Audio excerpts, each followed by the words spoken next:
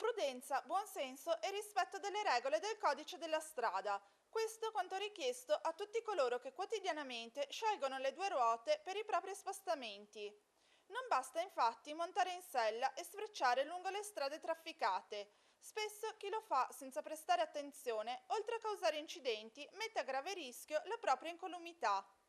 La Polizia Municipale è impegnata da anni nel fare dei corsi ai più piccoli, ai ragazzi e ai bambini nelle scuole, proprio per educarli ad un approccio più maturo e più corretto quando poi si troveranno a essere utenti della strada.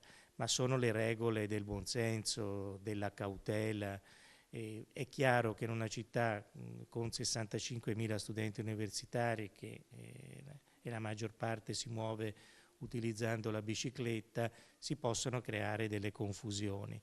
L'importante è essere prudenti, utilizzare dei mezzi che funzionano e rispettare il codice della strada. I vigili che sorprendono i ciclisti in comportamenti scorretti devono intervenire applicando sanzioni, le stesse previste per gli automobilisti a fronte delle medesime infrazioni.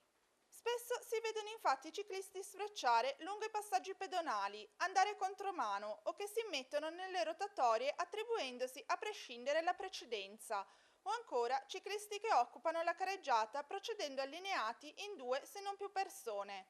Tutti comportamenti scorretti e allo stesso tempo pericolosi. Sono tutti comportamenti che sono passibili di contravvenzione, come tutti gli altri utenti del codice della strada, contemperate alle infrazioni che commettono. C'è anche la decurtazione dei punti, esempio se un ciclista utilizza e telefona, quindi lascia il manubrio se ha la patente può avere anche la decurtazione dei punti.